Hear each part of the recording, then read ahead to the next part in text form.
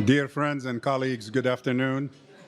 Again, for those of you who just joined us for the lunch and did not participate earlier, welcome. And we had a great morning, a great panel. First, we had the keynote speaker, Ambassador Chaz Freeman, and then followed by an excellent panel of experts focusing on recent developments in the MENA region. This lunch is essentially, again, a celebration of our 10th year anniversary at Arab Center, Washington, D.C. So we welcome all of you to this dinner. Are some watching online?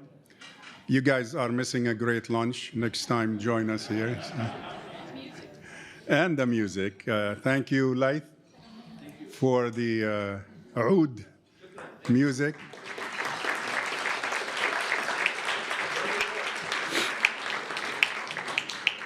And I hope you enjoyed your lunch. I learned a long time ago, my grandmother, on my mother's side of the family, was half Italian, half Palestinian. Sicilian, actually. She came to Palestine during the Crusades, so we call her the recent newcomer to our family. And she taught me a long time ago, never stand between a hungry audience and their dessert.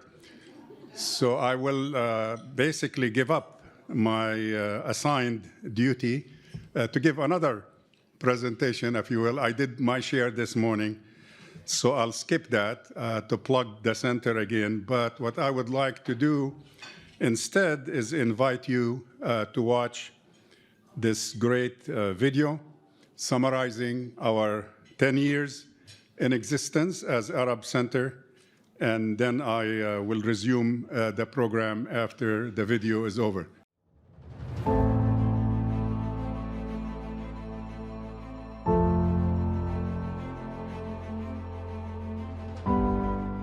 The U.S. great power competition with Russia and China may further contribute to the erosion of democratic principles and of prospects for genuine political reforms across the region.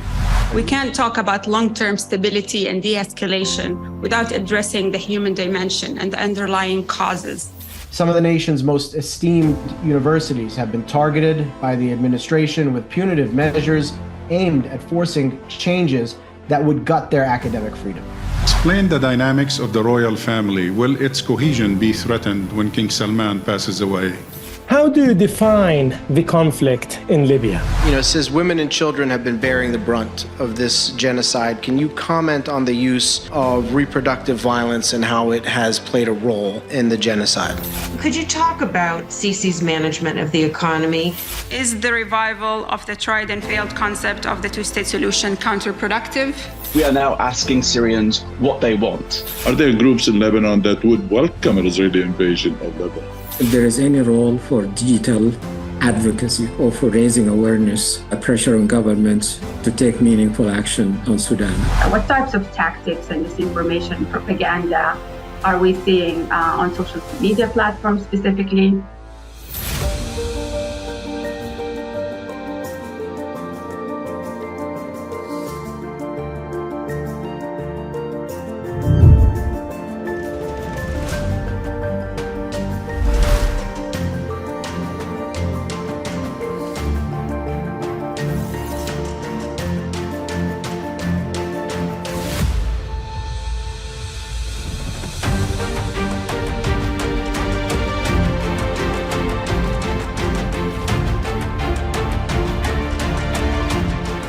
Welcome to Arab Center, Washington, D.C. The idea for establishing the center was born actually in 2014 during a visit to the Middle East. I was attending basically think tank activities in the region and visited the Arab Center for Research and Policy Studies in Doha, Qatar. And I was very impressed by the existence of a genuine think tank. And we became functional in 2015, and we have been functional since then. And this is our 10th year anniversary in terms of this center.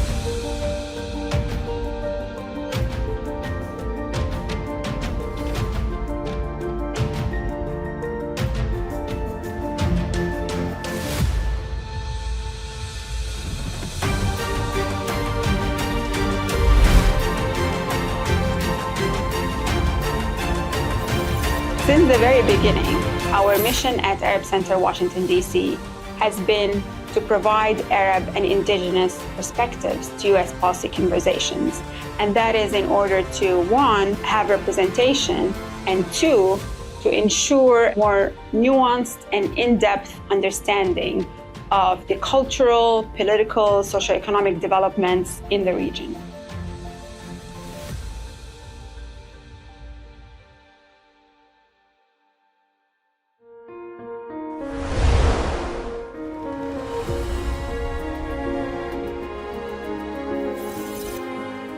In our work, we are committed to highlighting the importance of human rights, democracy, and just and peaceful resolution to conflict, not only because these values are worthy and important in and of themselves, but also because we believe that upholding these principles is in the best interests of the United States in the long run, and in the best interest of the people of the region as a whole.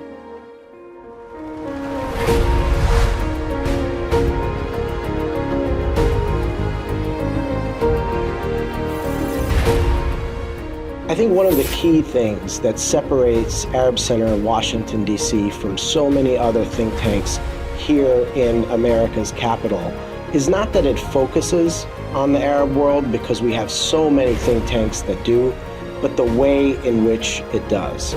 The Arab Center's constant commitment to focusing on the principles of democracy and human rights while talking about U.S. policy towards the region makes it stand out and allows it to add a unique voice in the policy conversation here in Washington, D.C., which is simply not found elsewhere. What is happening in Palestine is one of the most documented atrocities in history. The legal implications couldn't be clearer, and yet this goes on.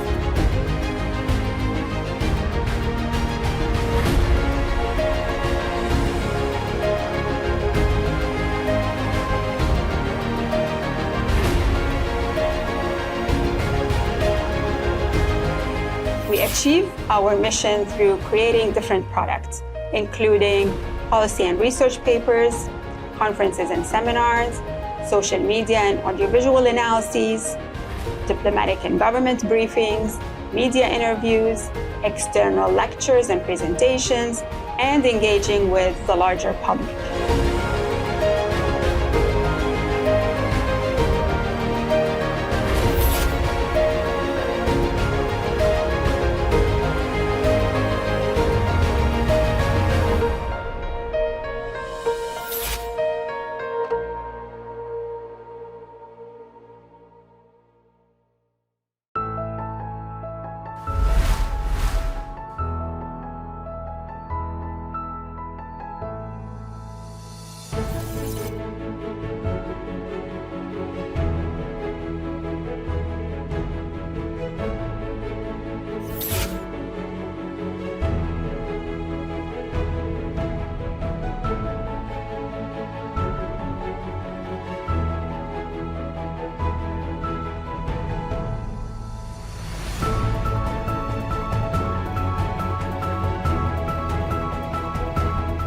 One of the unique things about the Arab Center in Washington, D.C.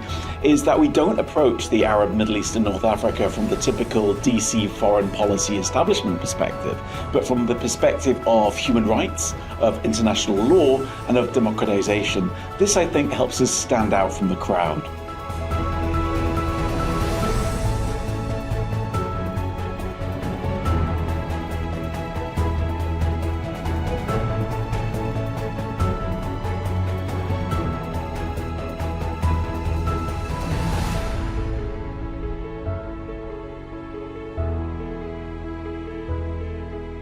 What's really unique about our work, our publications, and our events is our justice and human rights-centered approach and our willingness to speak about difficult truths that lead to better policy solutions for our region.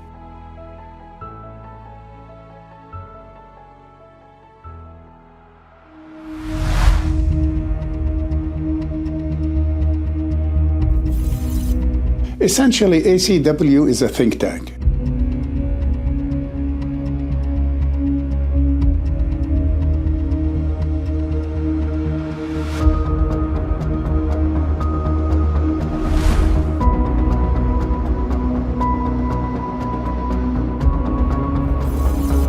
Because we defined ourselves precisely as a think tank focused on developments in the Middle East to help explain political, economic, social developments in the Arab world to an American audience.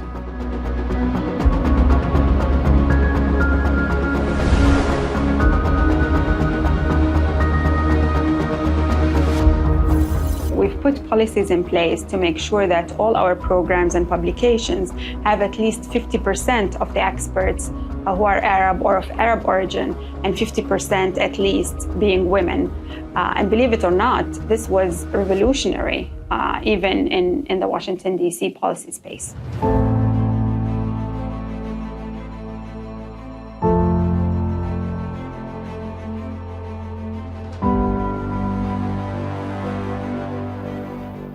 As we mark ACW's 10th anniversary and enter our second decade, we remain committed to providing rights-based policy solutions.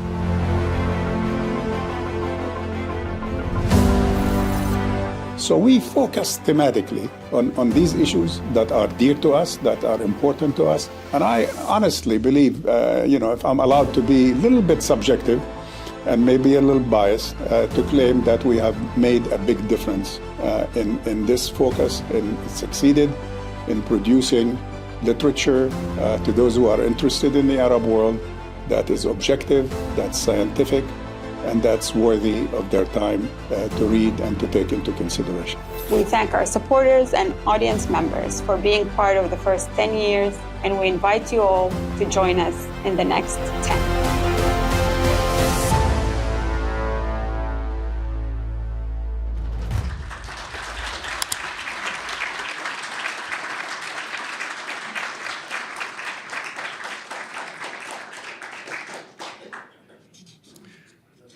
Thank you very much. By the way, this was an in-house production, so thank you for the communications department.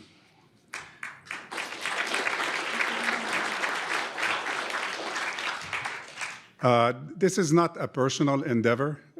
It's a group. I'm very proud to be part of this group. As you know, I've worn quite a few hats over the past 45 years in Washington.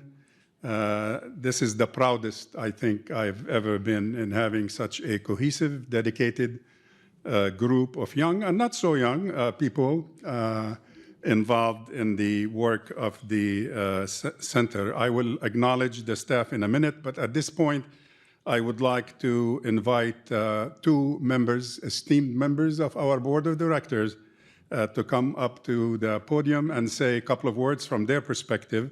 Lori King, who's a member of the board of directors, as I said, at Arab Center, and she's a professor at the Department of Anthropology at Georgetown University, followed by George Salem, also a member of the board and legal expert on labor and Middle East issues, and he's part of the law offices of George Salem and a strategic advisor to DLA Piper, a former solicitor of labor in this country. Please come on up and say a couple of words to our audience. I have some prepared remarks, and then I think we'll maybe engage in a little khatib al-Rtajali for all of you. I'm really proud and honored to be a part of this organization, and thinking about being here last year when we had a conference that was looking at the upcoming elections, and now this year, a conference looking at the results of those elections. I think the best thing I can say is that as horrible as it is to live in another Trump administration, it would be so much worse without the Arab Center to give us guidance and hope and information that you really can't get anywhere else. But here are the prepared remarks. Over the past decade, the Arab Center has, through very hard work and commitment, striving for excellence, it's emerged as a trusted source of information and analysis related to U.S. foreign policy in the Middle East and North Africa region. Under the leadership of Khalil Jashan and Dr. Tamara Kharoub, the center's dedicated team of academics and professionals have worked tirelessly to create credible and timely research, host insightful policy conversations, and produce engaging audio-visual analyses, just like the beautiful audio-visual presentation you just saw. The Arab Center's work has built a bridge, and a pretty firm bridge, between the academic research institutions and the policy world. The collaboration between ACW and research and academic institutions here and abroad has managed to merge scholarship and policy expertise, and that has further strengthened global conversations. The Arab Center's outreach to hundreds of Middle East centers and scholars at U.S. universities has ensured that this valuable research has reached thousands of students across the United States and internationally. Moreover, since 2015, dozens of students have benefited from participating in ACW's internship and professional mentoring programs. In addition to this outreach, ACW has prioritized the inclusion of young and female scholars in all of its endeavors. Through this policy, ACW has highlighted the perspectives of emerging scholars and provided them with critical early career opportunities. At this time of rapid development and changes and challenges in the region, along with widespread misinformation and disinformation, the work of ACW has never been more important. And I'd just like to say that the people who make this organization, Khalil, Tamra, Lana, Imad, Marvin, are people of impeccable integrity, people who are very warm and very serious about their work, but people who I think are really some of the finest examples of human beings that I've ever had the honor and pleasure to have known. Thank you.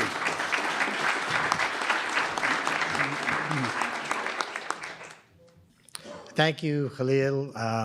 I also am very proud to be on the board of the Arab Center Washington. I think it is very important that we have our own think tank as Arabs and Arab Americans, which presents scholarly analysis and perspectives which are important to the Arab people and the Arab American community.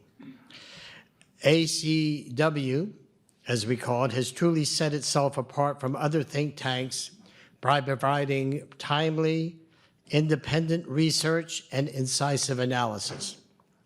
Their focus on excellence and on evidence-based research has won them a reputation as an authoritative research center on Middle East politics and U.S. policies in the region. This is a direct result of strong leadership led by my old and dear friend. We go back to the late 70s, in fact, of working for Palestine, realization of freedom. And, I was 7 years old. Yeah, and self-determination. We're still at it. We're no closer. It's a result of Khalil's strong leadership and a dedicated, highly skilled team who have made it their mission to prioritize justice, human rights, democracy, and international law and legal principles throughout their work.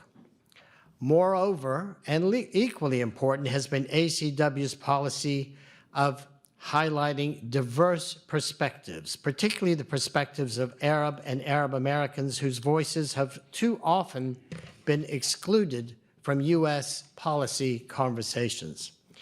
There are over 400 think tanks in Washington, D.C. There are over 1,700 think tanks across the United States. This center is the only think tank where we set our own agenda for research and analysis on issues of concern to us. In addition to the broad outreach to civil society, ACW's targeted engagement with U.S. legislators and policymakers has ensured that its research and analysis have reached hundreds of decision makers and their staff, thereby playing an important role impacting foreign policy conversations in Washington and in the region. I have been in the room with Khalil, where he will present the results of Arab Center polling. They will survey over 40,000 people in 10 to 12 countries simultaneously, which no think tank anywhere can do. I was there when Khalil presented poll results of how U.S. efforts in support of Israel and Gaza were being viewed by Arabs and Muslims in the region. These senior policy officials, from secretaries of state to national security advisors, were quite frankly stunned at how negatively U.S. policy vis-a-vis Gaza was perceived in the Arab world. Extraordinary that they were surprised. It had a real and meaningful impact. I remember Secretary Blinken chasing after Khalil and said, please, I need to see the study. He was getting ready to go back to the region. He wanted to have the raw data. And no other think tank can come close in terms of the reach and size of its polling samples and the quality of its analysis on the attitudes of Arabs and Muslims in the region. This continued commitment to producing quality research, broad outreach, and including and elevating Arab indigenous voices has filled a major gap in the extremely competitive think tank space and has resulted in ACW becoming a key player and trusted resource for informative analysis on critical policy issues. It's the lawyer coming up. On criminal policy. Well, this is true. That was a Freudian slip. Congratulations, sincerest congratulations, Khalil, to you and the entire team on this 10th anniversary. I'm on the board of several think tanks in DC, many of them Middle East related. None has resonated more in Washington for presenting our voice, our views, our attitudes, backed up by scholarly research. This institution is making a meaningful difference. Thank you.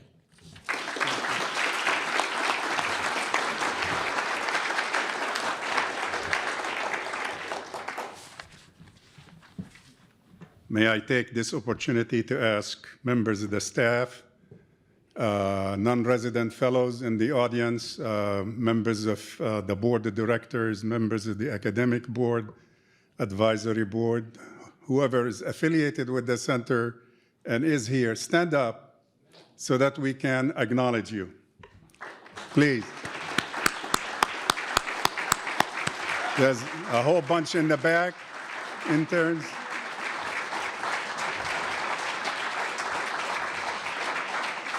Thank you. By the way, all this work is being done by less than 15 full-time people, about 20 plus non-resident fellows, and about 15 to 20 academic advisory board members, and of course the leadership of the executive board of directors. So less than 50 people have been doing this, and it is definitely competitive with think tanks that are 10 times our size and definitely more than 10 times our budget. So thank you all for being here.